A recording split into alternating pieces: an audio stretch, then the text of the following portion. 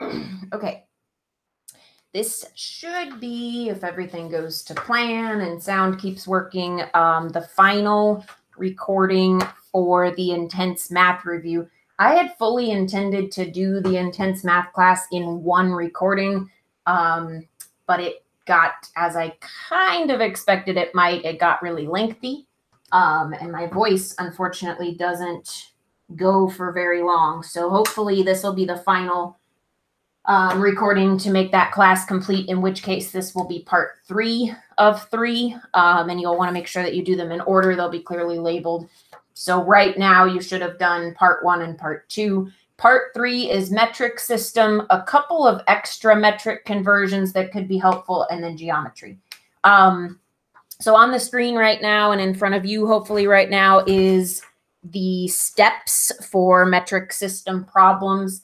This is really important. So anytime that I run into a situation where someone is still having trouble with metric after taking my metric class, this is what they don't have down. So it's really important that you completely understand this process, that you deeply understand why we do each of the steps that we do. And that you really have them memorized. You're really able to use these properly and off the top of your head. And this becomes a very natural process. So when I do a metric conversion problem, I very much instantaneously, without thinking about it, I flip into thinking about this. And this is my natural thought process. I would have probably a very hard time doing metric questions if I didn't get to use this thought process. If it was taken from me, it would be much, much harder. So this is the key. This is what to focus on, whether you're reviewing, but you did do well with this and understand it, or whether you didn't do very well with this initially. Also, occasionally I have somebody take this class because they're really good at math, and generally speaking, they score well. But, you know, it always is a huge benefit to have a proper strategy for everything. So if you are that person, if you're the person who didn't actually do my other lectures and this is your lecture, streamlining the things that you already know how to do and getting a strategy to put behind them is what you're in this for. So this is the metric strategy. This is how I teach it in my class. And this is a crucial part of making sure that you always get a metric question correct, that they never happen to give you just that one darn thing that you couldn't quite figure out. So anything that you have memorized as far as how units work or anything like that, that's great. Keep that memorized. That's part of my class, as well as understanding that there is a central unit. And if you're seeing this metric for the first time, you've never seen that probably before. A central unit would refer to a gram, a liter, or a meter. So something that doesn't have a prefix on it. It's the original central unit. So that's right in the middle. And then if we go downward and we say these are smaller units. So a good example to use, I think, is a meter, because that's somewhat relatable. So a meter would look like a yardstick, essentially. So if you had a meter, it would be, to relate it to American measurements, it would be like 3 feet. And then the next one that we actually use, so the T's and HESI use a very, very limited scope of the possible, what do you call them, prefix units. So we don't use all of them. We don't use deca. There's several that you can actually cut out. So if you are seeing this for the first time and you haven't seen me say what the units are that you need to know, this little chart that we're making right here is all of the units that you need to know. So there's centimeters, millimeters, and I'm going to take meters off because we're using that as an example, but this would apply to any of the 3. So a centi is smaller than the central unit. A centigram is smaller than a gram. A milligram is smaller than a centigram. So we're getting smaller as we're moving down. Centi would represent an increment of 100. Milli would represent 1,000. If you've got this memorized on your own, you might think of centi as 1 over 100, or you might think of milli as 1 over 1,000. That part I will recommend cutting out of your thought process. That's an unnecessary piece of memorization that can actually really screw you up. So if you do have this previously memorized, I am going to ask that you make an effort to just cut to this here. So when we go up from the central unit, we go into bigger units, and we're talking physically about the actual unit. So we're saying a yardstick or a meter stick is bigger than a centimeter, and it's bigger than a millimeter. A centimeter is about that wide or long, however you want to think of it. A centimeter is about that size. A millimeter is those teeny tiny little lines that you see on like a yardstick or a ruler.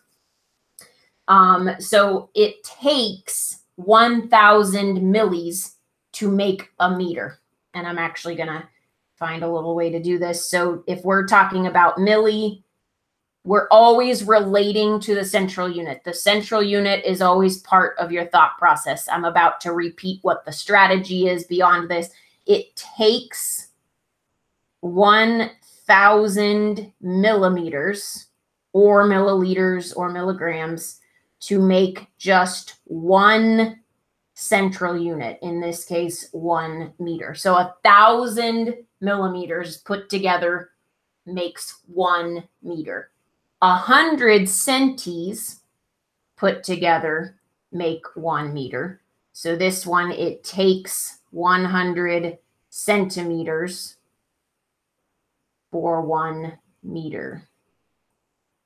That's the thought process you want to be having. You want to have a somewhat of a visual image of how they compare to each other size-wise. You need to have this number, and that number memorized. So they'll never tell you how a millimeter relates to a meter. If they're asking you to make the conversion, you have to know the numbers, but you don't need to know them as 1 over 100, 1 over 1,000, and then 1,000. All you need to know is the number that goes with the prefix. So it does not matter at all that kilo and milli have the same number. Does not matter. That's the reason if you do have it memorized with 1 over whatever, you have that to discern between a kilo and a milli. But you're not going to need that because you're going to use a much more practical real life way of discerning between those two. So then the same thing would be true in the opposite direction here. So it would take 1,000. There's that 1,000 again, except we're moving in the opposite direction. Now it takes 1,000 meters to make 1 kilometer. So a kilo is in an increment of 1,000, meaning that it takes 1,000 meters to make just 1 kilo. So kilo and milli are complete opposites. They're at the complete opposite end of the spectrum. And as a side note that you do not have to have memorized, it takes 1 million millimeters to make a kilometer because it's 1,000 and then 1,000 again. This is all that you need to know. So you need to understand how the units relate to each other. You need to have the prefix numbers memorized. So I need to be able to say to you centi, and you need to be able to say 100. You don't need to be able to say how you use the 100. We're going to do that next.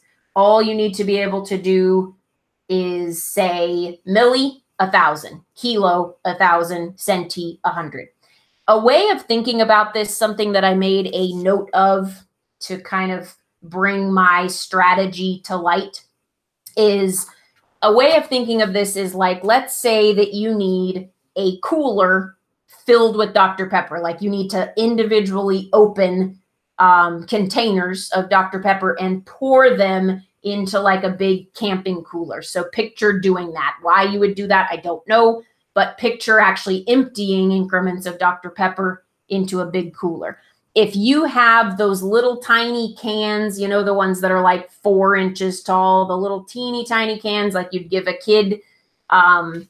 So if you're using the little cans versus if you're using 2-liter bottles, how many more little bitty, itty bitty cans are you going to have to open and pour into that cooler to make the same amount of Dr. Pepper? And let's say that that amount is 10 gallons. So let's say that we're trying to fill up a 10-gallon cooler with Dr. Pepper.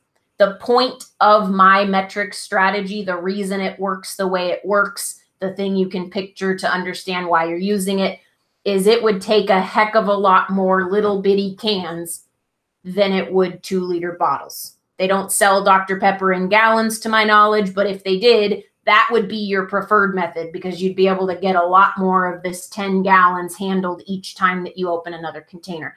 In between here, there would be other things just like the metric system. So there's those little itty bitty cans, and then there's like regular cans, which are still really small. To get 10 gallons, you're going to break open a lot of regular cans. Then there's those 1-liter bottles, the bottle that's meant for one person as opposed to the one you put in the fridge for everybody.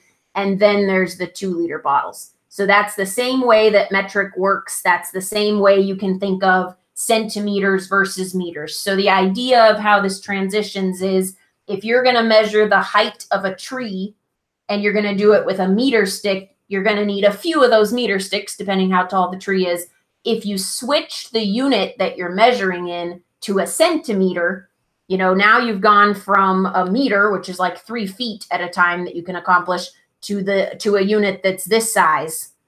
And you're going to need basically to measure that same tree or to fill the same 10-gallon cooler, you're going to need a lot more of them if they're little, and you're going to need a lot less of them if they're big. If you wanted to measure the distance from your house to the stop sign that's closest to your house down the street, you would need a lot less kilometers to do that. Kilometers are similar to miles. You could measure quite a lot with just 1 kilometer. Whereas if you used a ruler like you used in elementary school that's a foot long, you'd need a lot more rulers to set down to be able to make it from your house to the corner unless you live on the corner. So that's the analogy that I didn't use in class that hopefully helps you clarify even further as to why we use these 4 steps and how they work. So we're essentially looking at one unit that we're in. So they're either going to tell you that you have little cans and it takes X amount of little cans, or you have regular cans and it takes X amount, or you have one of these. And let's go a little bit further with this example. So let's say that we are filling a container, and let's make an example of what the question would more look like in this case.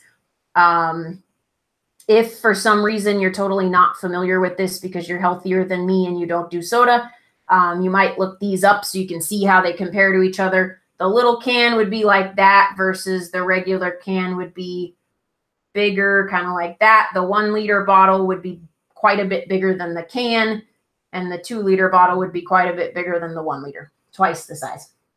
Okay, so let's say that it takes to fill up that 10-gallon container, let's say that it takes 500 little cans. I have no clue if that's even close to what it would take. I'm just using numbers as an example. So if it takes 500 of the little cans, it's maybe going to take like 300 of the regular cans to fill that same space. A 1-liter bottle, it would maybe take 200 of them. A 2-liter bottle, and again, I'm not using actual conversion. If you are a HESI student, you actually know what the conversion is from a liter to a gallon. I'm not using that right now. I don't keep that memorized. I'm just making up random numbers. So a 2-liter bottle, you'd need more like 100. That's probably too big of a number, but the point that I'm making is how this relates to that, and how it relates to that, and how it relates to that, all with the same objective of ultimately having 10 gallons. So a metric conversion question says, how many blank, let's say, how many little cans are there in 200 1-liter bottles? That's essentially the type of question. So they'll give you a quantity that you have of little cans, and they'll ask how that would relate to a 2-liter bottle in terms of how much of the cooler you have filled up. So here's the strategy for the few of you. Most of you have already learned this strategy, and this is review. Some of you that will take this class actually haven't.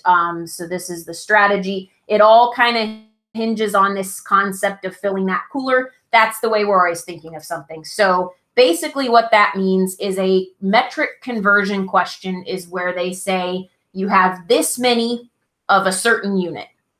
And to be able to take up the same amount of space or to be able to measure the same item, something along those lines, how many would you need if it was a different unit? They're all different increments of space. It takes a lot more centimeters to measure something than it does meters. It takes quite a few more millimeters than it does centimeters, and a heck of a lot less than meters as far as millimeters goes. And that's ultimately the question you're asking. So it's kind of an awkward type of question because you wouldn't really do that. So whatever unit they give you to begin with is probably the best unit to measure whatever it is. So you're going to end up with like a stupidly big number, or you're going to end up with a stupidly small number that's like a teeny tiny decimal because you're transitioning something that shouldn't actually be transitioned, usually. So if they say you have 20 meters, then meter would be the way that you'd want to measure whatever that is. But they're going to say you have 20 meters. How many centimeters is that? So if you take this item that you're measuring that's 20 meters long and you measure it instead in centimeters, it takes 100 centimeters to just make one of those 20 meters. So you'll have a much, much, much bigger number of centimeters because you're trying to measure the same thing. The first thing that we determine on a metric conversion question, you'll definitely recognize right away that it's metric conversion. It'll be obvious. You're going to determine the number of steps. Very simple how we do that. And I'll use a couple of examples going forward into the packet for how you would do that. For something to be just one step, it must contain, you can make this note, it must contain a central unit. If one of the two units in the question, there's always two units given in the question, only one of them could be a central unit, but it may or may not be. If it is one step. So for example, you could have how many meters are there in blank millimeters. You could have how many centimeters make up blank meters. But the point being you have meter or gram or liter. If in the question there is not something that's just meters, just grams, or just liters, and everything has a prefix like centi, kilo, and milli, then you have two steps. So a two-step, both of the two units, so I'll make a note here, 2 units are given. In every single metric conversion question, 2 units are given. One of them is the one that they have a number with. The other is a one that you're finding a number for. So a two-step, both have a prefix. So I'm going to go down into the packet and I'm going to point these out. You don't have to follow me into the questions because you're going to label them anyway. So here I've got meters, centimeters, 1 step. Here I've got millimeters, meters. So that's 1 step. The reason it's 1 step is because of this right here being meter. This entire page, just as a heads up that you can use later, I wouldn't write this down because I want you to have the experience of actually recognizing them, but write it in a separate place so you can go back and check yourself. I have these organized in a specific way.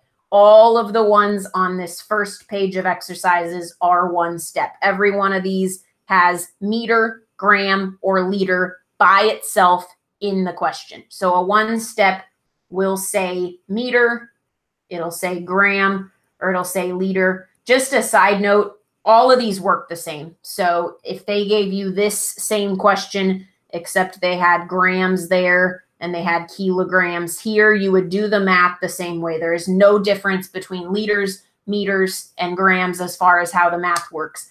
I tend to write my questions as mostly meters. So that's just what pops in my head when I'm writing a question real quick. So just keep in mind that if this was instead gram or liter, and this was instead kilogram or kiloliter, it would work the same way. I just use meters more when I'm writing. So all of these say meters is why I'm pointing that out. And all of these are one step because every one of them has a central unit by itself. I'm going to go on to the next page. So far, I'm seeing up until I get here, these are still one step, one step, one step, one step. When I do get here, this is what a two-step looks like. So nothing just says meters. It says centi in one spot and milli in the other. That's what I mean when I say there's two prefixes. Same thing here, prefix, prefix. What I don't see here is meters by themselves. So this is going to be a two-step. That's going to be a two-step. From this point forward, they'll all be two-step until it gets to the part of the packet that's like mixed up review. So all of these are two-step. I see a place right here where I switch back to one step. So you're looking for a central unit to be written by itself. All of those are one step. So here's a bunch of 1, 1, 1, 1, and 1. You can do this however you'd like. You can do these question by question and follow the whole entire process if you'd like, or you can go through the whole packet and label one step, two step, one step, two step, and then go back and do the math. Whatever's going to make sense for you to learn this. If you need to get better at recognizing one or two steps, you should know the answer to that if you've taken the classes. You should know, did I have trouble identifying the number of steps or not? Or did I have trouble remembering that I'm supposed to do that? In either case, you definitely need to focus on doing that, on making sure you immediately recognize and you immediately think about, is this one step or two? That must be your first step always. You will get to where you can integrate this thought process really, really fast, to where you don't even really notice that you're thinking of each of the 4 steps. That's good. We want that. But make sure you have patience with getting to that point and make sure that you are making sure you are at that point. So always determine the number of steps. Always start with that. Always be able to just instantly recognize whether you have 1 or 2 steps. Then after you've recognized that, you're going to determine your start point. The start point is essentially what we do know. So one of the 2 units in a question, I'm going to skip ahead to here again. One of them has a number with it. The other does not. And in turn, it has the words how many with it instead of having a number. Here's the number there. There's the how many. Here's the number here. Here's the how many. Again, every question has all the same recognizable features. It'll have 2 units. And they'll either both have prefixes where we have to do 2 steps, or they won't both have prefixes, just one of them will. And then they'll all have something that's got a number with it and something that doesn't. The thing that's got a number with it is our start point. We don't know how many centimeters we need here, so we can't go from centimeters to meters. We have to go from what we do know to what we don't. So this one, we're going to go from meters to centimeters because we have to start in a place where we have a number. Here, same thing, meters to millimeters. Here, you're going to go meters to kilometers. They can organize this however they want. So down here, this is the opposite. Now we're going to start with centimeter. We're starting with the one that has a prefix. And then what we don't know is how many meters. Same thing here. Millimeters is our start point. Meters is what we're not sure of. So again, make sure that you really put an emphasis on knowing that. There's 2 steps to that second part, and I just did them both. Determine start point is essentially a quick glance that says, oh, the number that we have is meters, or the number we have is centimeters. Conversion direction is when I say meters is the one that has a number, so it's going to be from that to the other unit. And I create a direction. Actually, writing this is critical. That will make sure that you know where you're going with your problem. So always determine which one has a number, put it on the left, make an arrow to the one that doesn't. This is the one we don't know, and then begin working. Then comes the part that relates to what we've been talking about with how meters compare to centimeters and how a small little can of Dr. Pepper compares to a gallon.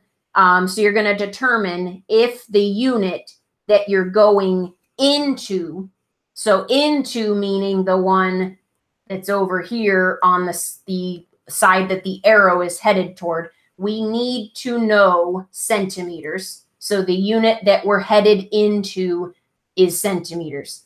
We need to know in this next example, what we need to know is millimeters. So if this says meter and that says millimeter, then we're going into millimeter. So whatever the second one is, that's what we're going into. You want to determine, are you going into a unit that is physically bigger or that is physically smaller? That's where you're picturing it. This is what the Dr. Pepper analogy was for. You can picture a little can of Dr. Pepper and how that differs visibly from a 2 liter of Dr. Pepper. You need to be able to do the same thing with your units. So you always go from the central unit. The central unit is part of every thought process, and you'll later see that that's why there's 2 steps if central is not there, is we need to relate it to central. Everything relates to central. If it's one of the units that's down here underneath central, it is physically speaking a smaller unit. If it's up here on the chart, it's above central, it is physically a bigger unit.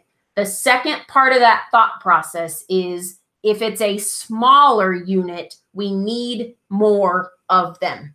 So if you're measuring a tree trunk and you go from using meters to using centimeters, you're going to need a lot more centimeters. If you go from using a 2 liter bottle at a time to using those itsy bitsy cans of Dr. Pepper, you're going to need a lot more cans. Where I see people mess up is almost always in the same spot.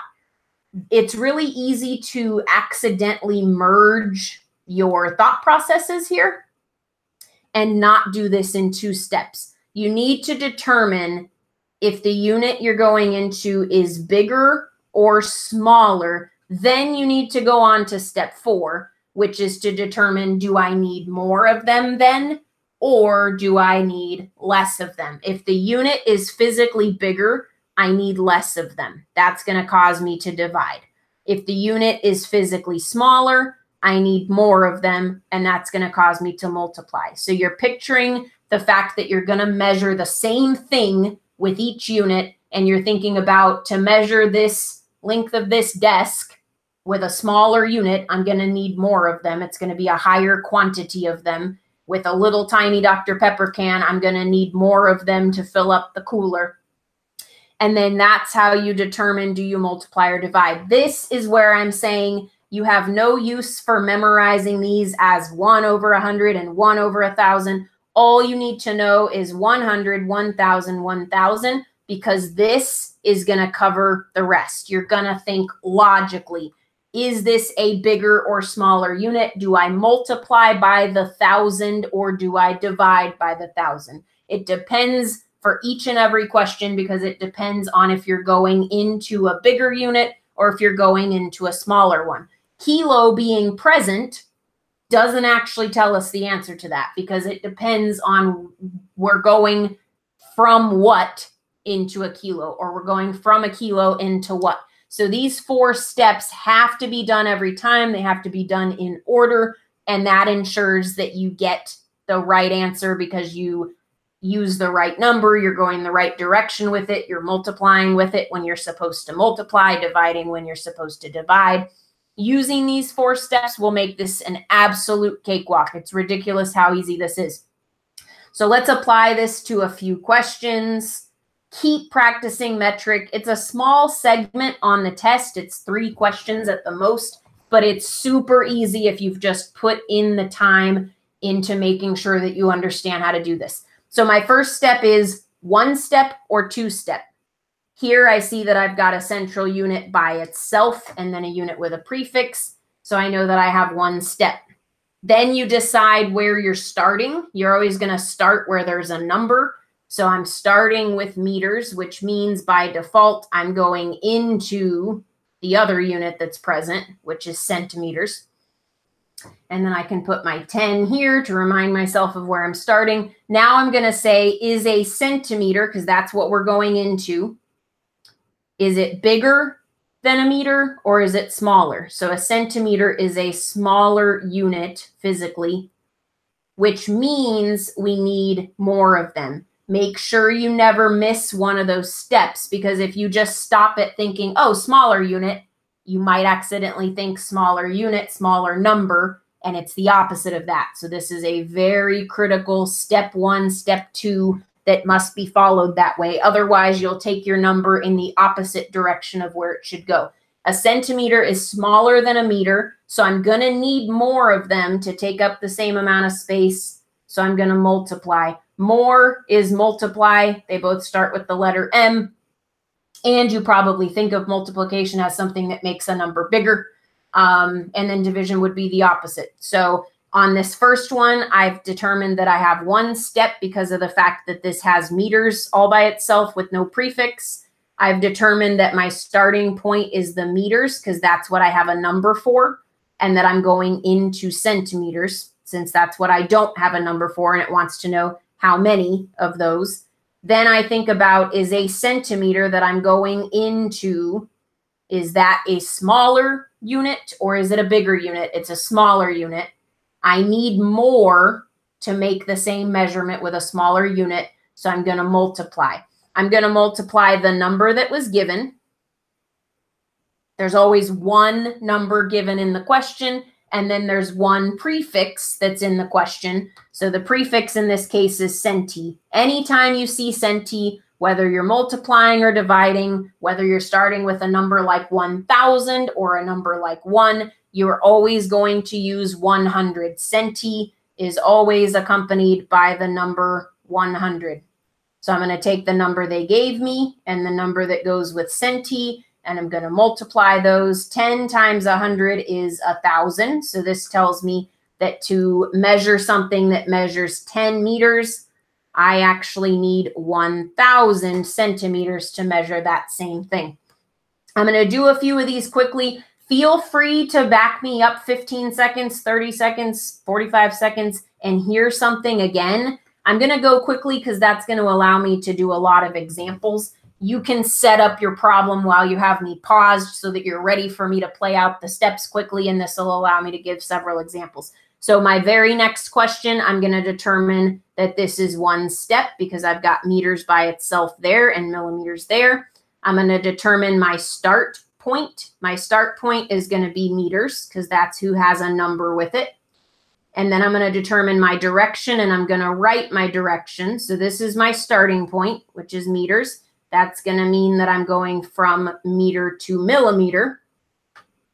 And then I know that I have a 32 for this one.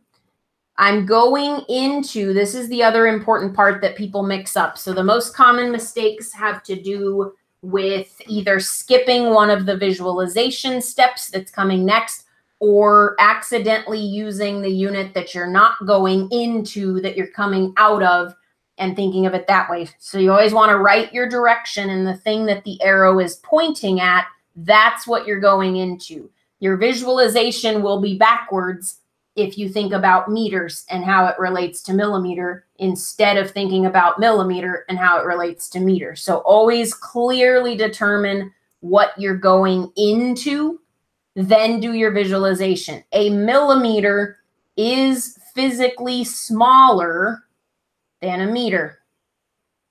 If it's physically smaller, I need more of them.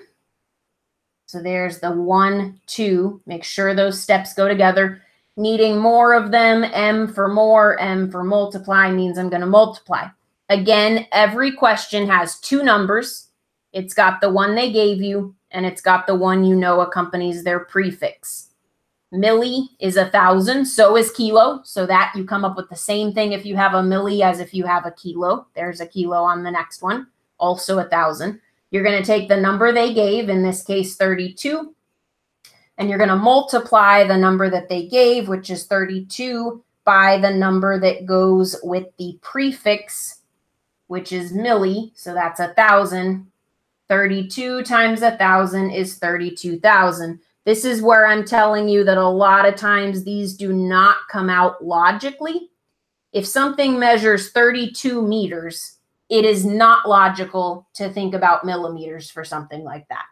So you're going to get an obnoxious number that seems like it's way too big or way too small, because whatever this is that they just measured made sense to measure in meters. It makes no sense to measure this in millimeters. They're way too small for this, but that is the idea behind the conversion questions.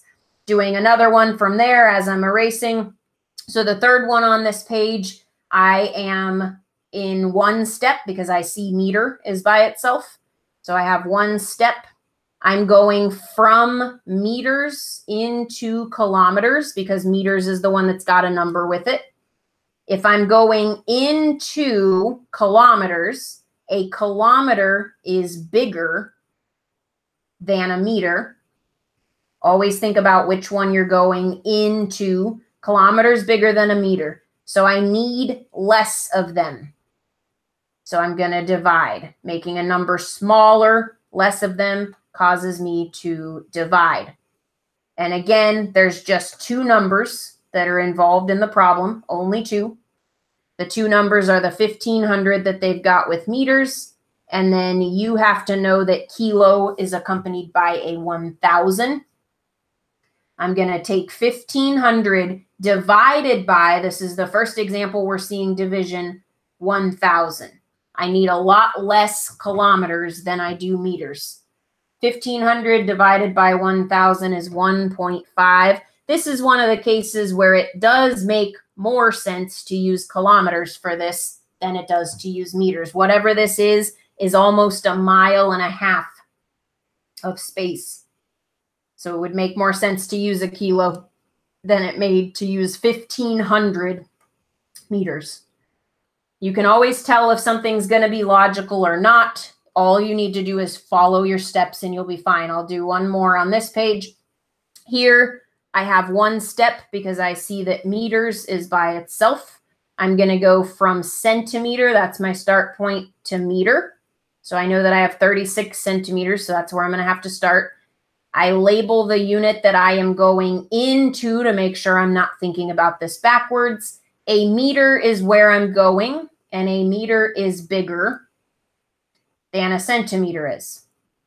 If it's a bigger unit, I need less of them. Needing less of them will cause me to divide. There's the number they gave us, and then there's meters versus centimeters. So in this case, your prefix is right next to your other number. But again, there's only ever one possibility. The only prefix that we have in this problem is centi.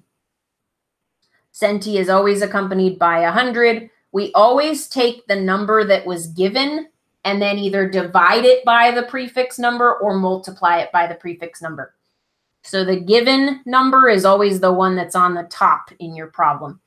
36 divided by 100 will tell me how many meters are in centimeters, and that is going to give me 0.36 centimeters.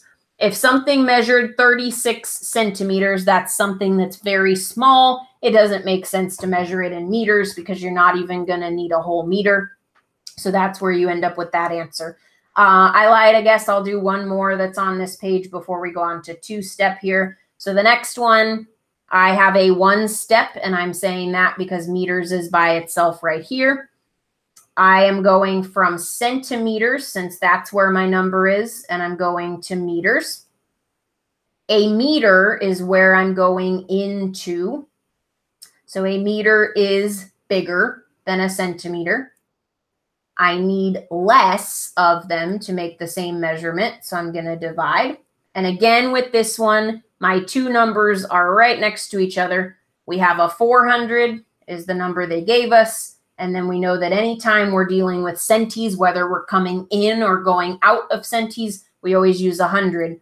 We decided that this is division because we're headed into a bigger unit. We don't need as many yardsticks to measure this thing as we did centimeters. So 400 divided by 100 is 4 meters. And this is one of the examples where it totally would make more sense to use meters for this than it would centimeters. You can tell, I guess, if it's going to be logical or not, because 400 is a really big number. So the fact they're starting with a big number could mean we're going to get more logical, or it could mean you're going to get less logical and you could end up with 400,000 or something like that. So don't worry about that. Just worry about following your steps. How many steps? Where do we start? Where do we go from where we start? What unit are we going into? Is the unit we're going into bigger or is it smaller? Which will lead us to say we need to divide it or we need to multiply it. Moving on to the last couple of ones. Actually, no. Moving on to the next page. Let's find a two-step. The two steps are starting right here. The two steps have two different prefixes. If you have two different prefixes, you can't adequately do this conversion in just one step. You're going to need two different steps with two unique conversions. You're going to split this problem in half to make it make sense. The reason for that is it's not a good plan, it's not a safe plan, and it's not an efficient plan to memorize how to get from a centimeter to a millimeter, or how to get from a kilometer to a millimeter. That would involve you memorizing a whole bunch more numbers than you already have memorized.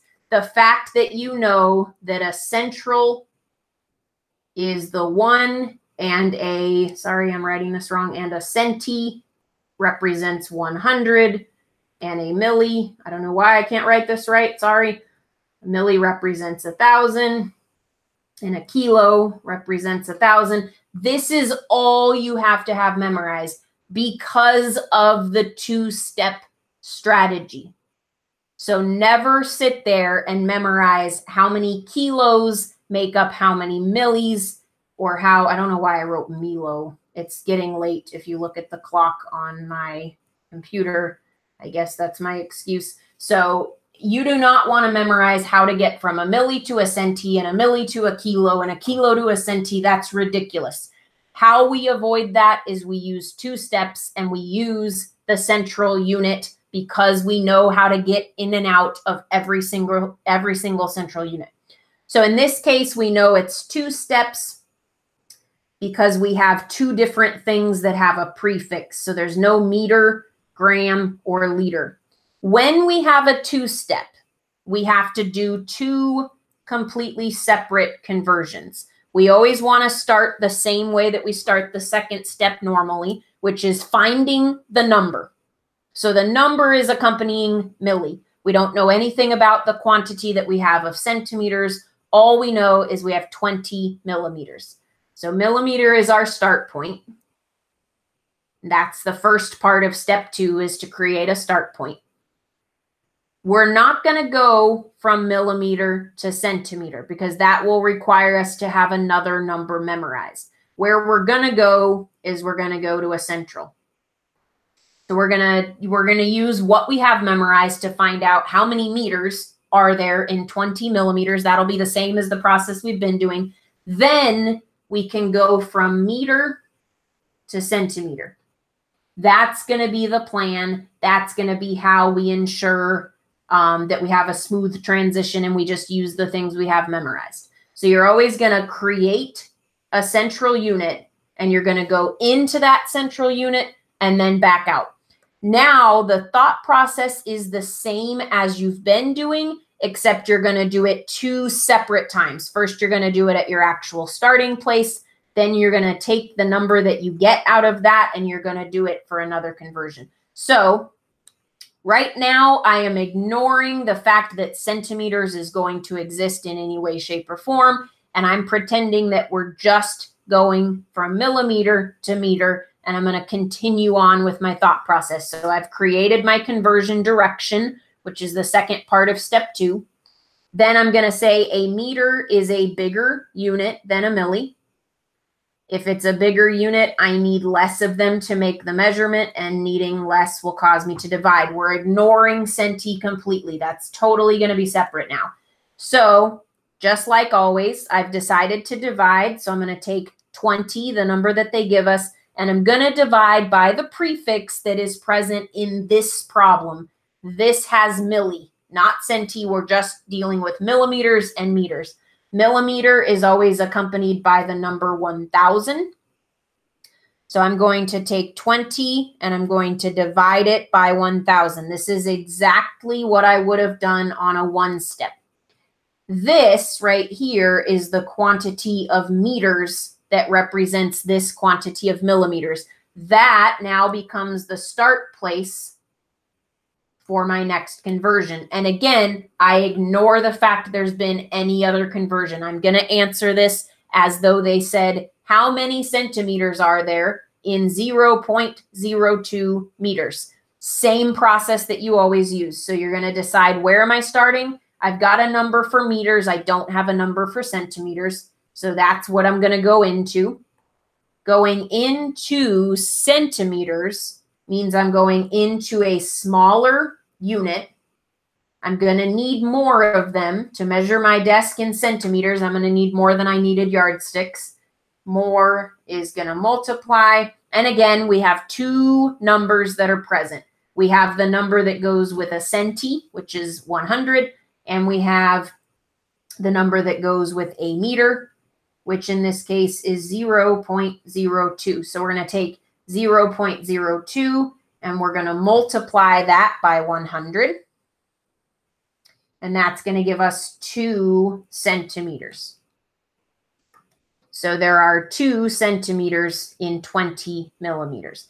What I just did was I skipped having to know how many centimeters are in how many millimeters, because I just split it up. I used what I already knew, which is how to get from millimeters to meters and how to get from meters to centimeters. That is how we do a two-step. For many of you, this is review, and I'm hoping seeing it a whole nother time worded a little bit differently is going to really clarify why we do a one-step the way we do and why we do a two-step.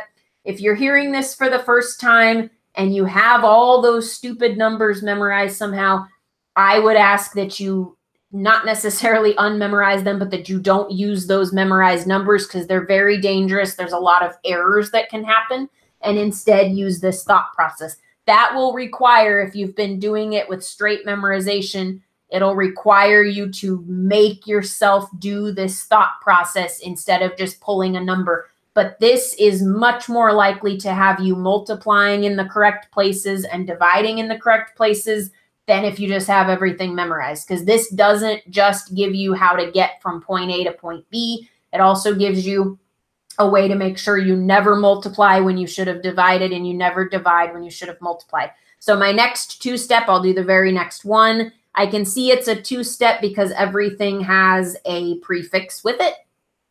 So I'm going to split into 2 completely different problems. The first problem is going to begin where my number is, because that's the only thing I actually know. We're not going to go from centimeter to millimeter because we don't have that memorized. We're going to go from centimeter to meter. Then where we need to get is millimeters. So we're going to take that number that we got for meters, and we're going to take that number to millimeters.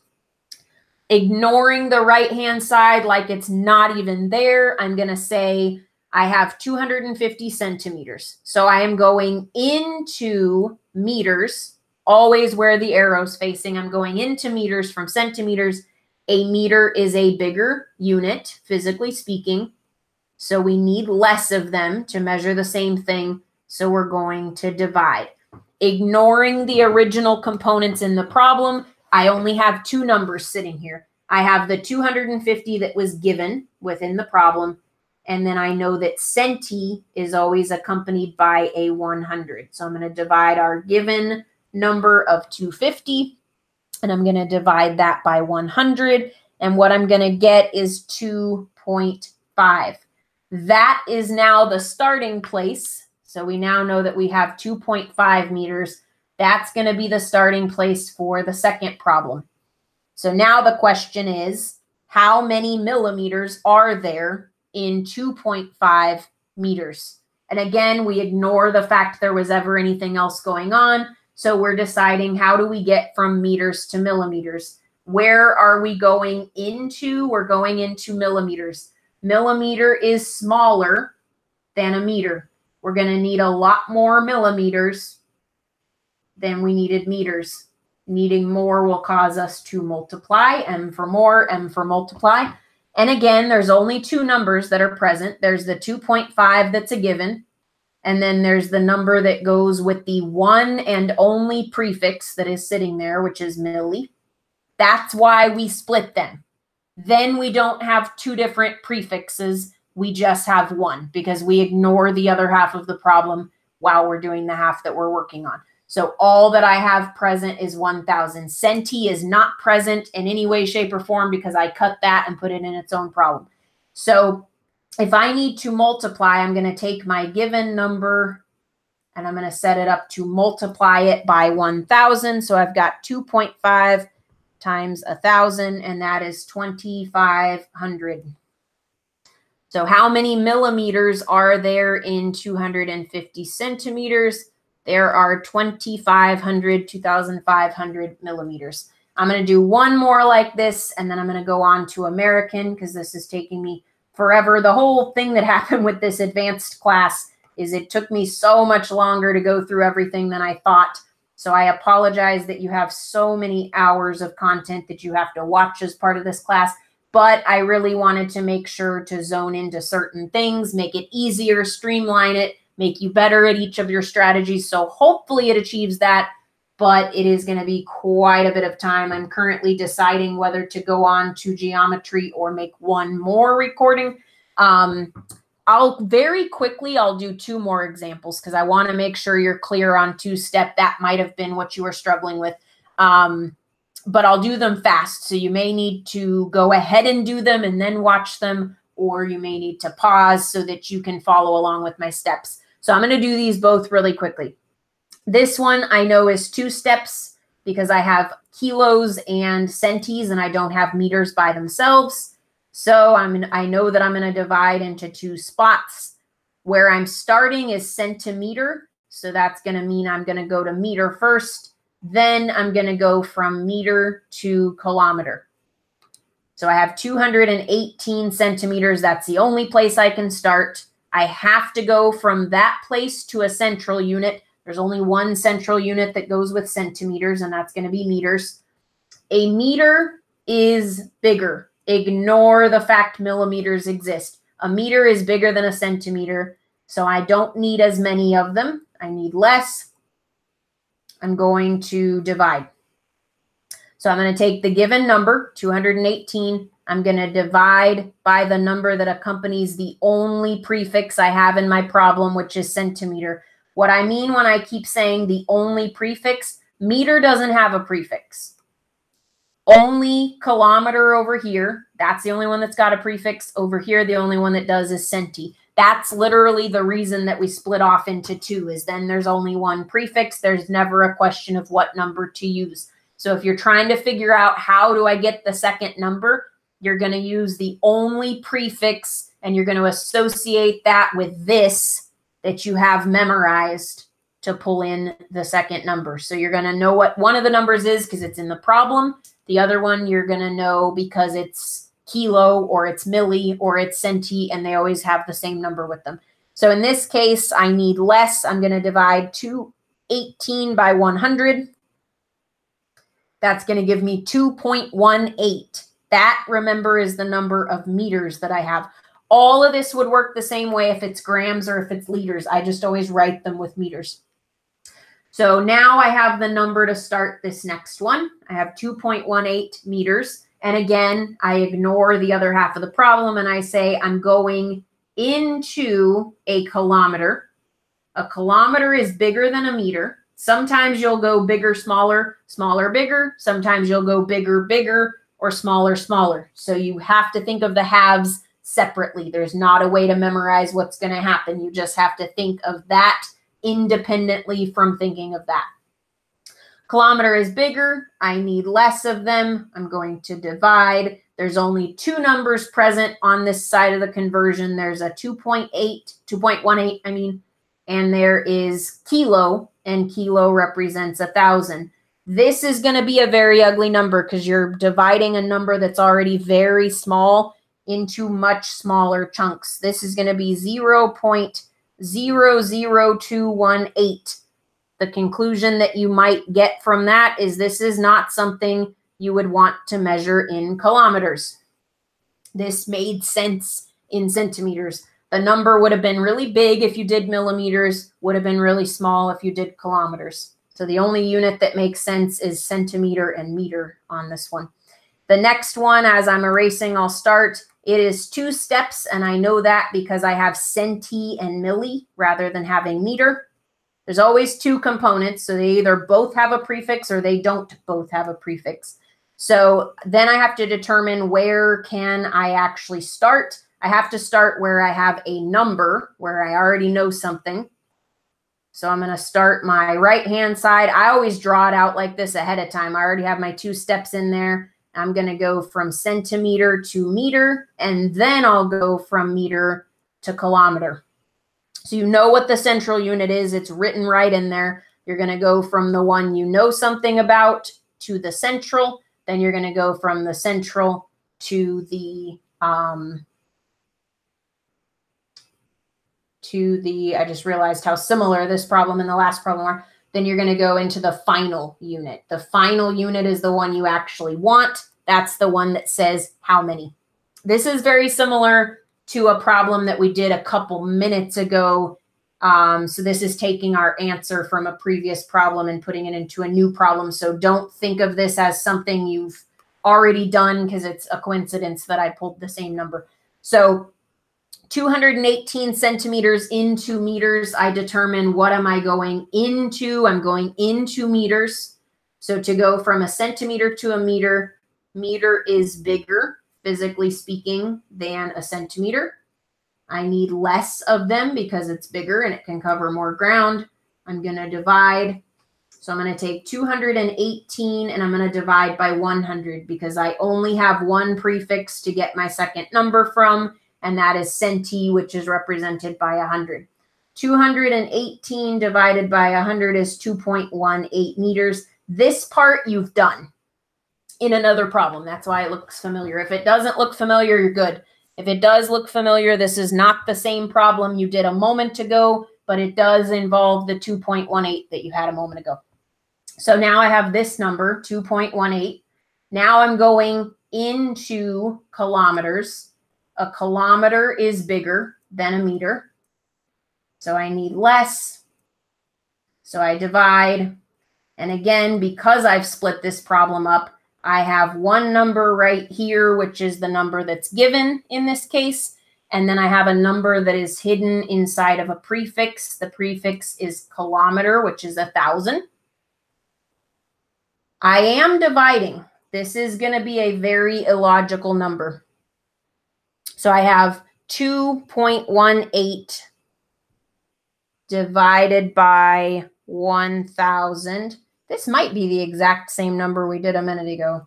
It's very late at night. I'm very tired, so you can confirm this with me. But ultimately, we're going to have...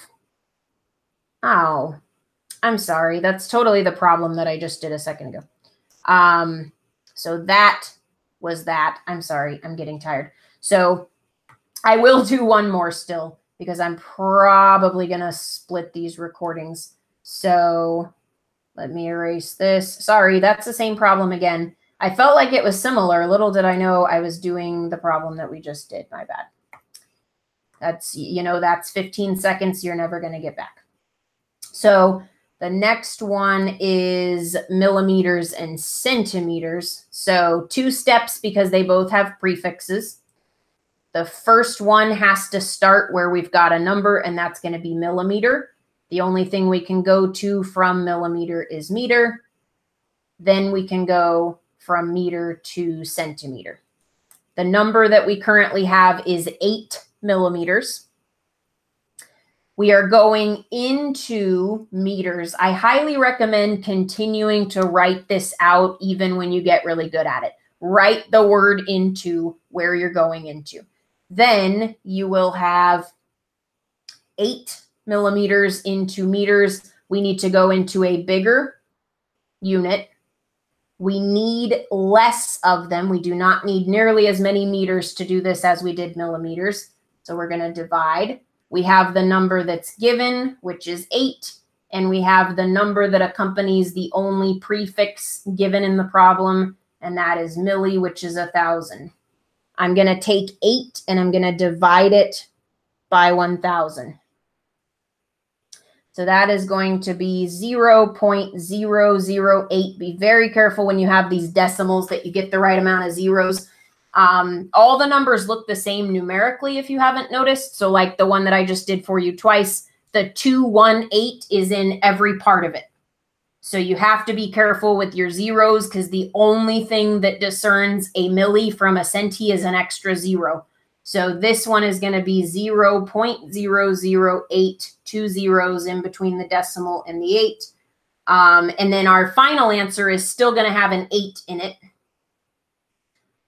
So we're going into now centimeters. So we go into a smaller unit. Centimeter is a smaller unit. So we're going to need more of them. We're going to multiply. We have one number that was given, 0.008, and then we have one prefix in the problem, which is centimeters. And so we're going to multiply 100, which is what centi goes with, by 0.008. This is going to give me 0.8 centimeters. In this case, millimeter was the best unit to be measuring this in. So I get a small decimal as my answer.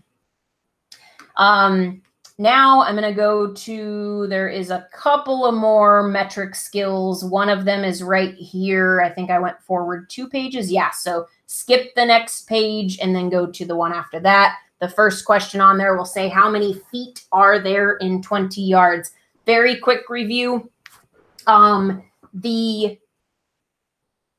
American to metric flow chart. So as soon as you realize you've got feet or inches or yards, something that is American as opposed to metric, you're always going to use the flow chart that goes yards to feet to inches to centimeters. If that is brand new to you, I have come up with what I truly believe is the best way to move between American length measurements and metric length measurements. The only American to metrics that you're going to get have to do with length. So they're not going to have you go from a liter to a gallon or anything like that. What they're going to have you do is either yards into like meters or feet into centimeters. And this is the best way to do it because with this particular order of events, anytime that you're going this way, you are multiplying. And any time that you're going that way, you're dividing. You can start and stop anywhere within this. You could go all the way from one end to the other, or you could go from one of the middle units to one of the other middle units, but you will always multiply as you move to the right. You will always divide as you move to the left. The reason that that's true is because we're using centimeter. You could have used any number of possible ways to get from American to metric or metric to American. If you use centimeter, as I suggest, then you're always going to be able to move in one direction instead of going bigger, smaller, multiply, divide. That prevents confusion. This right here gets you into the metric system from the American or into the American system from the metric.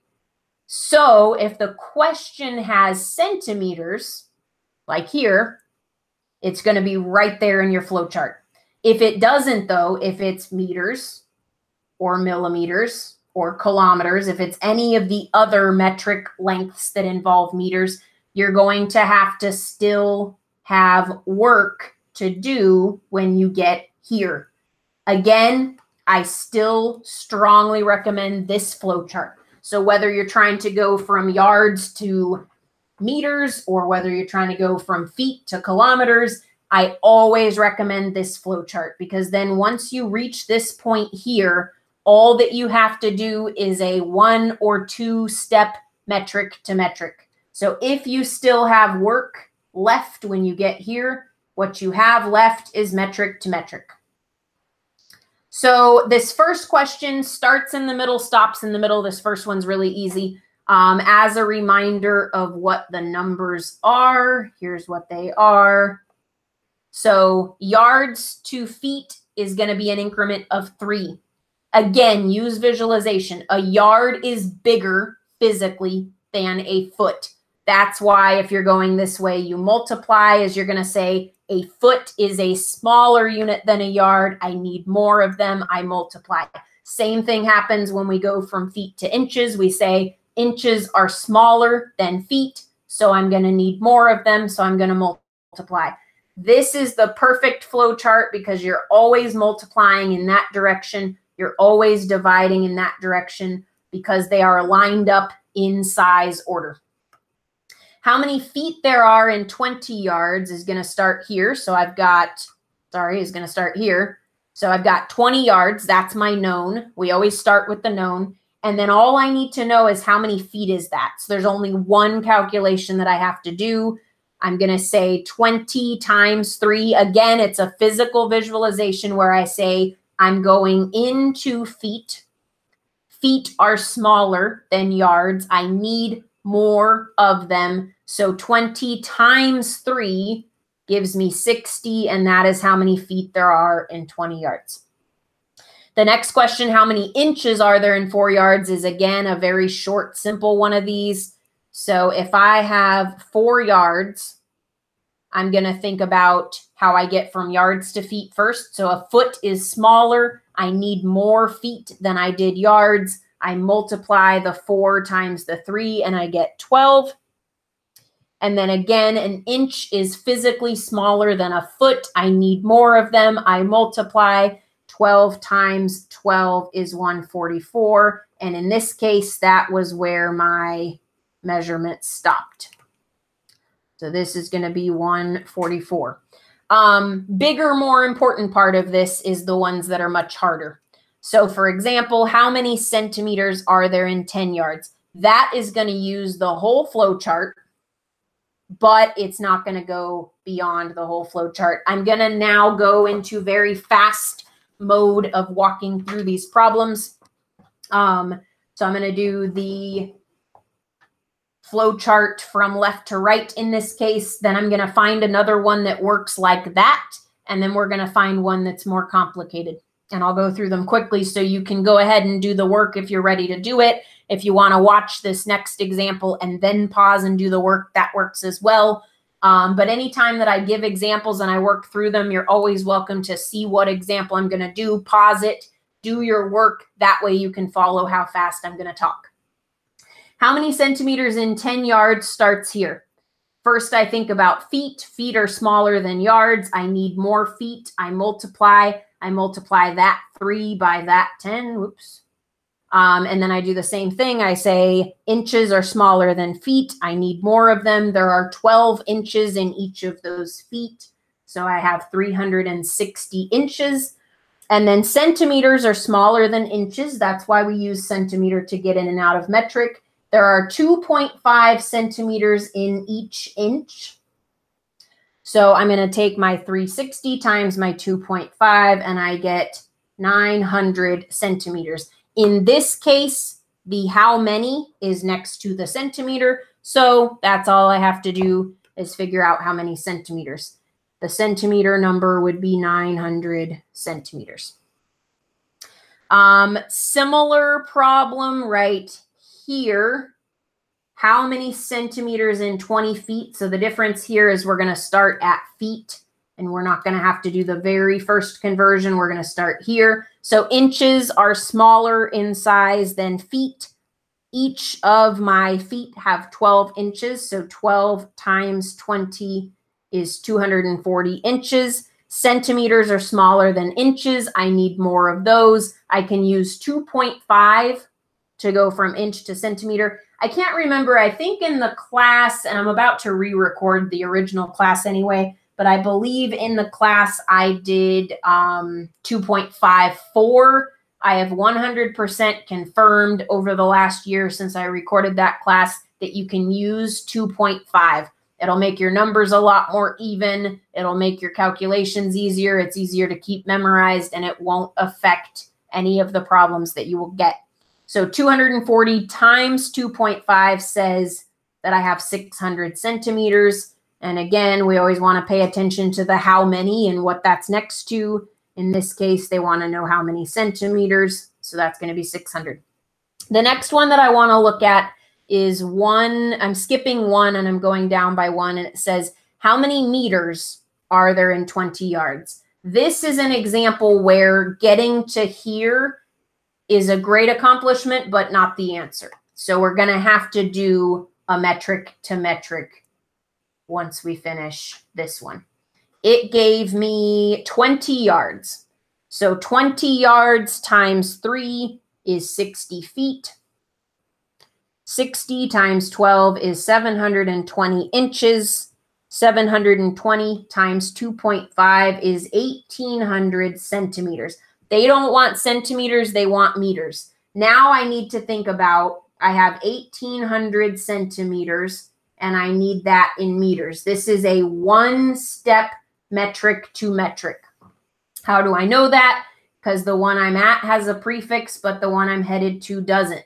You could have the exact same problem and it could be millimeter, and you would still follow this flow chart. You'd still get down to centimeters, but you would have a two-step metric to metric. All the flow chart does is gets you into the metric system. Once you're here and once you're in the metric system, you just have a brand new problem. You're working independently from what you just did, and you're either doing a one-step or you're doing a two-step. If I have 1,800 centimeters, then I'm going from centimeters to meters. I need less meters. So meter is physically bigger. I don't need as many of them. I'm going to divide, and I'm going to use the one and only prefix. Nothing is changing here about how you've always done this. So my one and only prefix is 100. So I'm going to take the 1,800 and I'm going to divide it by 100. And what I'm going to get is 18. So how many meters are there in 20 yards? There are 18 meters. You might know already, and I've mentioned earlier tonight, that yards and meters are very similar in size. That's why I relate meter to yardstick. This is still the best way to get from one to the other. The way the conversion directly from a yard to a meter works, that's a dangerous conversion. It's very, very, very easy to multiply where you should have divided or divide where you should have multiplied. It is 100% worth following the flow chart and doing this in 5 separate steps. The key, of course, is you've got to get to where you use the flow chart and then you switch over to metric math very quickly and seamlessly. That's the key to this making the most sense. They could actually give you a conversion. They could actually say 0.9 yards equals a meter or whatever that conversion is. Don't even use it if it's sitting there. It's a trap. You're supposed to fall in that trap because it's very easy to use the numbers that they give you in their given conversion and use them wrong and wind up with the wrong answer. Of course, they always have the answer that you would get wrong right there so that you think you got it right because your answer was there. So I strongly recommend always using the flow chart. I'm going to do one more like that, and then I'm going to do one that starts with metric.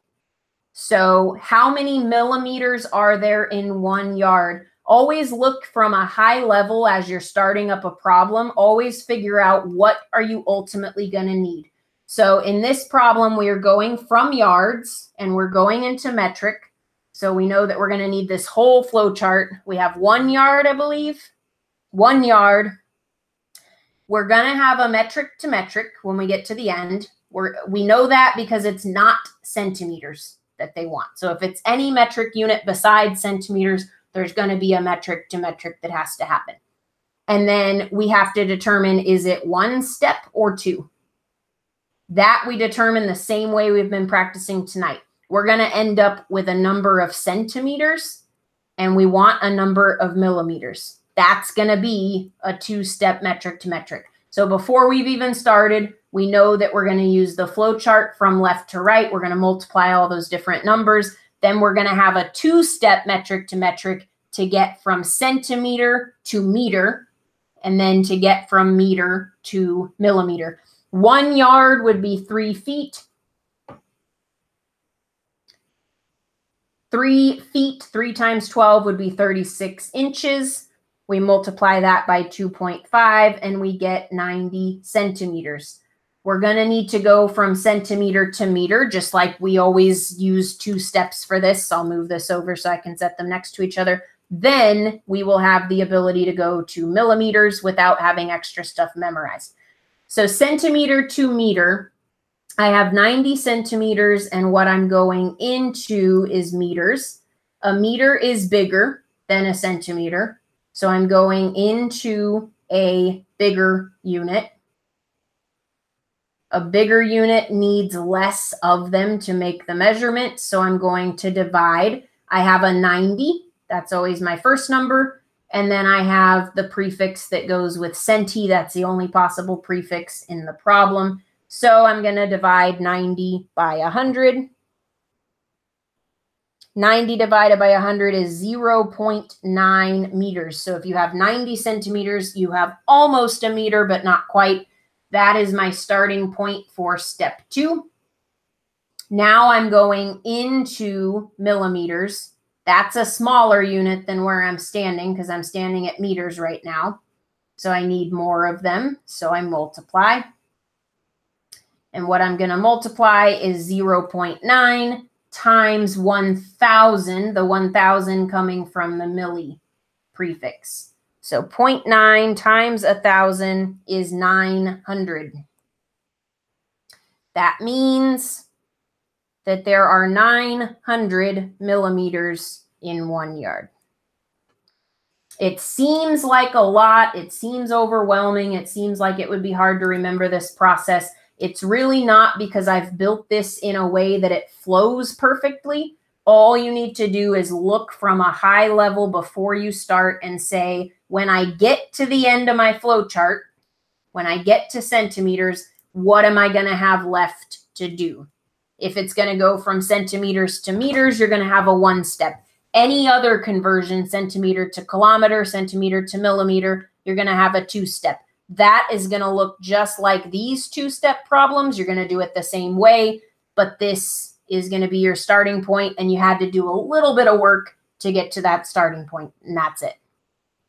The one more that I want to do is I want to start in the metric side and then go to the American side. I had to go ahead an entire page, and I had to go halfway down that page to find an example like this. They're pretty rare. So knowing how to get from something that is in American to something that is in metric is much more common, as an FYI. So if you're stressed out about these, that's the one to focus on. This wants to know how many feet in 14 meters. So we need to get to feet from meters. Sorry, I don't know why I have a millimeter there. That's supposed to be a centimeter. Nothing changed about the flow chart. If that absolutely panicked you that I just changed it, that was an accident. So same exact flow chart. I just moved it down because we moved down a page. Unfortunately, where we're starting is 14 meters. That's not a number I can put here because we need to start with centimeters. So this one, I'm going from metric into American. To do that successfully, I need to have a quantity of centimeters. Getting centimeters from any other metric measurement is something you know how to do. You just determine, is it 1 or 2 steps, and then you follow the steps. To get from a meter to a centimeter is 1 step. And if I have 14 meters, then I need to think a centimeter is where we're going into.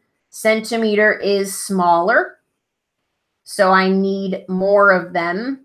So I multiply 14 times 100. The 100 goes with centi.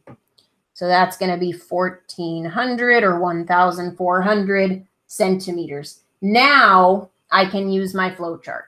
So the key to going from metric to American is getting into centimeters. It's really easy. It's no more difficult than going the other direction. It's just that you don't necessarily get to start at the flow chart. It seems easy and it seems like it flows really well if you start at the flow chart and then go into a conversion. In this case, you're going to have to determine, am I in centimeters or do I have to put the number into centimeters first?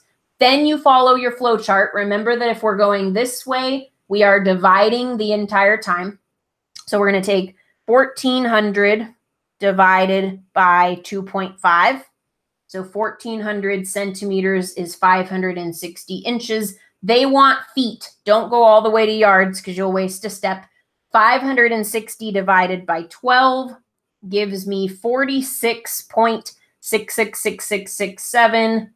So we'll round that and just say 46.67. You'll know how to round based on things I've already said earlier in this class, indicators that you see in the question itself or in the answer choices. They might have had you round that to the next actual foot. So it might have been 47 feet. That will depend on the question. Let's see. Let's do one more like that. Let's do this one here. Go ahead and do this. Go ahead and do this process before you listen to my explanation because I'm going to go really fast trying to get this done. I apologize that you have many hours to listen to. Some of you will be thrilled about that. Some of you are in a time crunch and will not be thrilled about that. All I can say is you are definitely learning everything you need to learn. You're streamlining everything you need to streamline. Continue with practice. If you are in a time crunch and you don't get to practice a lot after spending so many hours watching this, that's okay because of the way that we did the practice within the video. But if possible, do all of the practice after this, key everything. This is a massive packet. You will be super, super prepared or reviewed, whatever you're trying to do for math once you finish this. There will be one more video after this one. There's a couple more things I'm going to say in this one, and then my voice will be gone. So I will do one more video, and then that will conclude it. This will be 4 parts. So again, starting in metric. So this time we're starting at millimeters. So what we have to determine is how do we get to centimeters so we can use our easy flow chart. So to get from millimeter to centimeter is 2 steps because both of those have a prefix. So first I'm going to have to go from the place that I have information, which is a millimeter, to a meter. Then in a separate problem, I'm going to have to go from meter to centimeter. That's what I need is centimeter. This is the only way to get there. So you're blending your metric understanding with your American to metric. Millimeters, I have 50,000, it looks like that says. So 50,000 of those. I'm going into a meter right now. Meter is a bigger unit. We need less of them. We divide 50,000 by the prefix, which is going to be 1,000. So we're going to get 50 meters. So 50,000 millimeters is 50 meters. That's going to be my starting point for the next one. I'm now going to disregard what I did over here, and I'm going to say I'm going into centimeters. A centimeter is smaller than a meter, so I need more of them. So I'm going to multiply, and I'm going to multiply the 50 that they gave by the prefix number that is present, 50 times 100. And that's going to be 5,000. So I have 5,000 centimeters. After all that work, which by now, metric to metric should seem easy, or by the time you go to test, you've really landed that 2-step, split it up quickly, get the math done quickly, and that's not too stressful. It's just that there's a lot of steps in this problem. So 5,000 centimeters. Now I need to divide. Anytime I'm going that way, I'm dividing. So that's a given, and I don't have to think about it. So I'm going to take 5,000 divided by 2.5. 5,000 centimeters is 2,000 inches. I'm going to divide that by 12, and that is 166.67. I can't remember what unit I'm trying to go to. I'm trying to go to yards, so I still need to keep going. So 166.67 divided by 3 is 55.56 if I round it. 55.56 yards. You can tell if this is accurate by something that happened in the middle of your problem, which was the meters measurement. Meters and yards are very, very similar. You never want to be guessing as to how those work. You always want to use this flow chart and this plan. But 50 meters was equivalent to the number of millimeters that we started with, and that's very close to 55.5. Couple more things to go over really quick. I actually just realized that it's a really good thing that there's going to be one more video segment, because if you're doing HESI, you don't need geometry, and this will allow you to cut an entire video. If you're doing HESI, there are more advanced conversions than what I'm showing here. You know that because you did an entire class over those. And you will not be given formulas at all. So if you are doing HESI and not TEAS, most of you who watch this are doing TEAS. So in this case, what I'm saying in this class is geared to TEAS.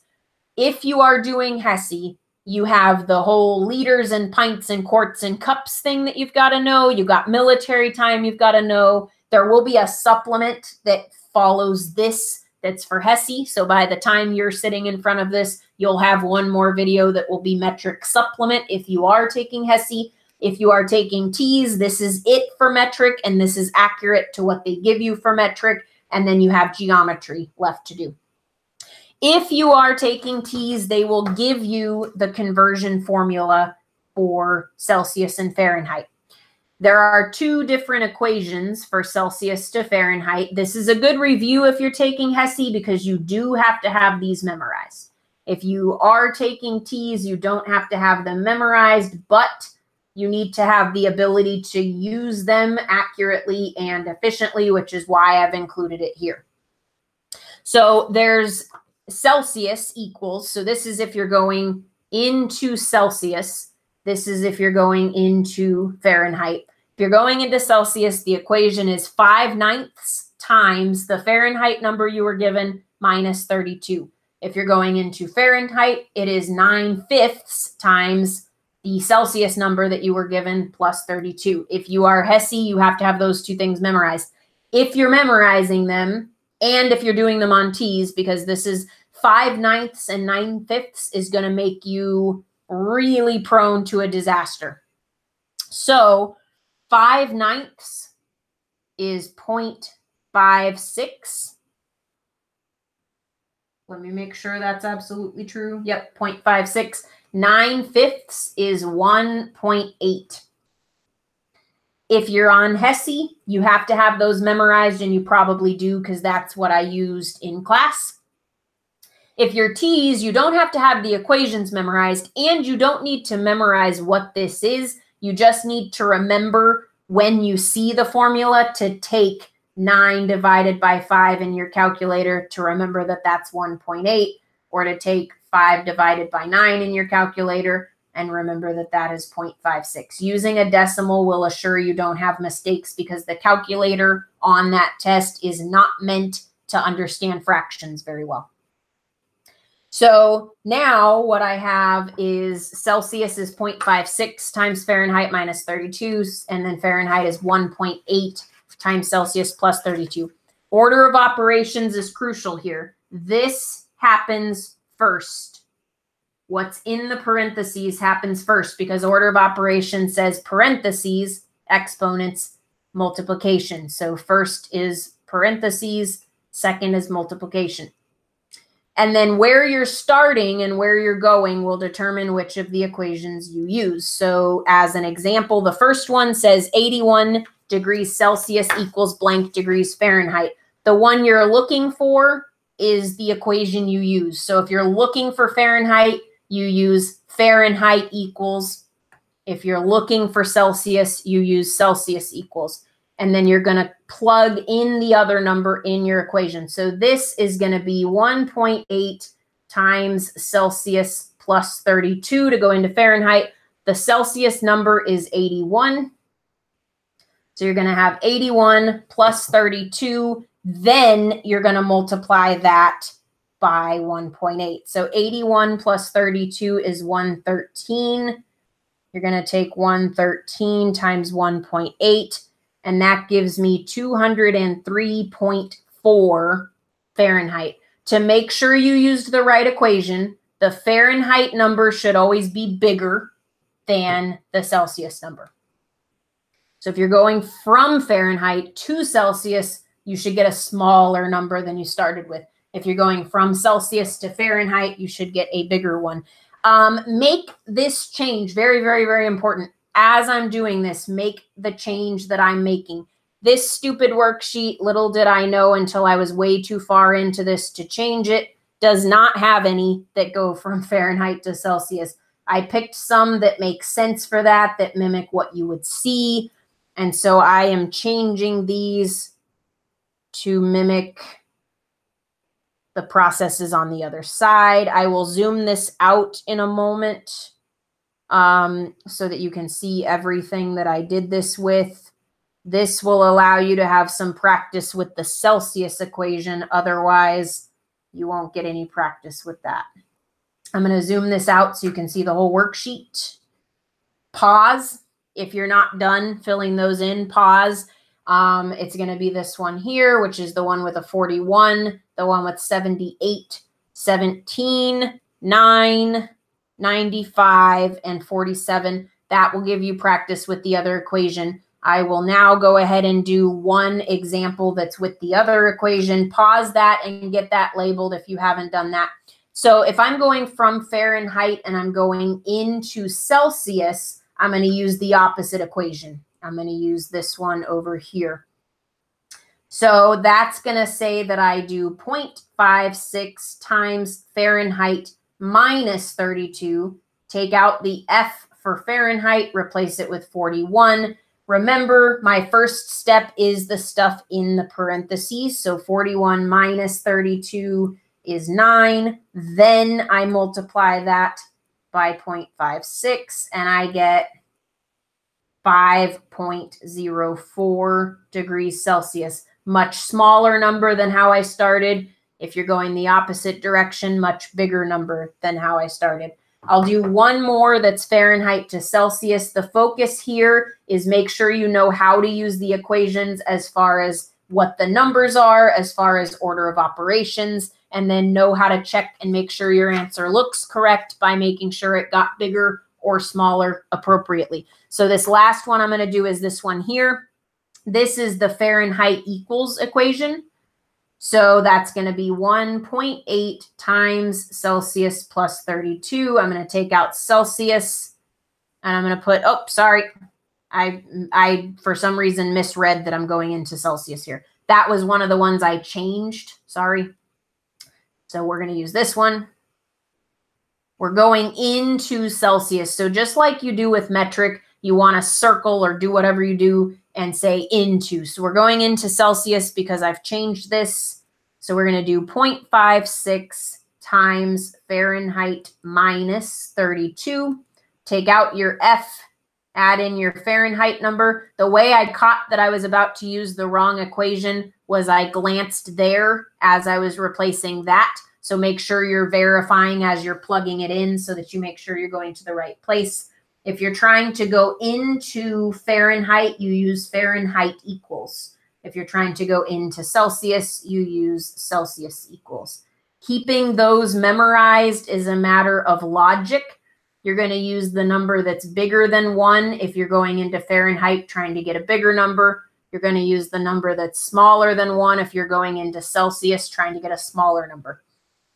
So now I have 78 minus 32 is 46. I'm then going to multiply that by 0.56.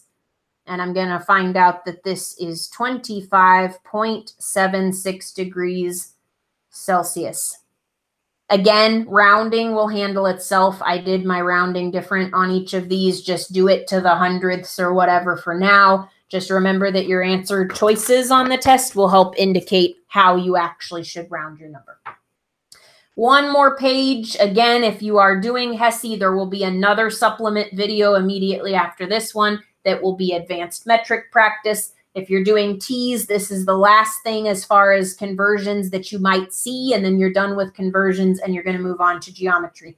So the other thing that they may do has to do with ounces to pounds. Most people know the conversion of ounces to pounds, but if you get put on the spot, you might forget, I guess, what the conversion is. So my main point in bringing this up is you need to know walking into the test that 16 ounces is a pound. So 1 pound is 16 ounces. They will always give you a question on the T's somewhere. And then HESI, you know, if you're taking HESI, you know that this is part of it, where they'll have something in ounces and they'll ask you to put it into pounds, or they'll have something that has pounds or pounds and ounces, and they want you to do ounces. The more common is the second one that I just said. So we're going to look at 2A as our first example. This says 4 pounds and 2 ounces is how many ounces. I believe the last time I took the T's, it said something like a baby is born weighing 6 pounds and something ounces. How many ounces did this baby weigh? So what you have to do is take the 4 pounds and convert that to ounces. So each of those 4 pounds has 16 ounces. And then you can't forget that you have to then add on the ounces that were extra. So 4 times 16 is 64 ounces, plus remember that there was 2 ounces there already, and that's going to give us 66 ounces. If it's the opposite, so let's go right above that 1A. If they want pounds and ounces, you're going to take 74 divided by 16. 74 divided by 16 is 4.625 pounds.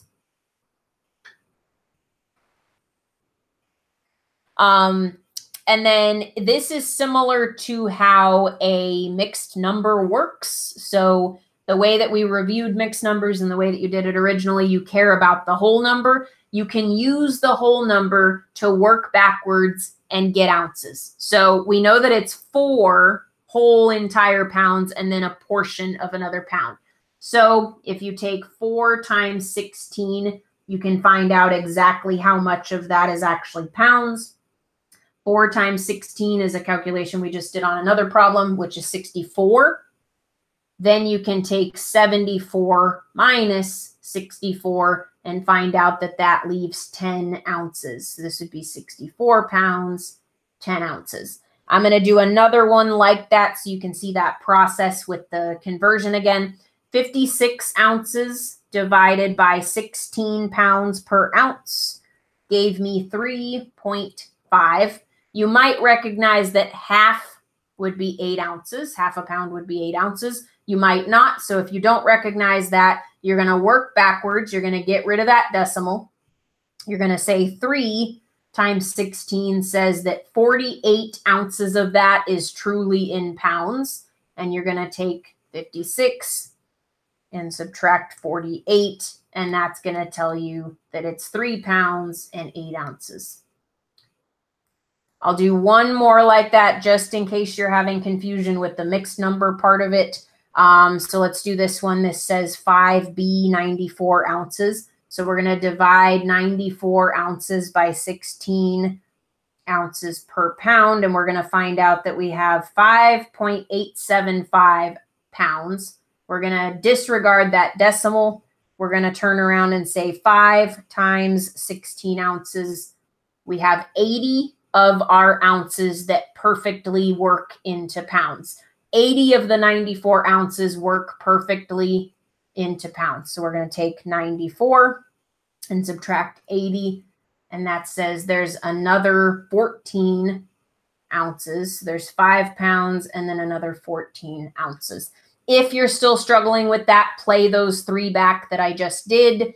Keep practicing on these. You don't need to practice necessarily this entire worksheet if this makes tons of sense and it's obvious to you.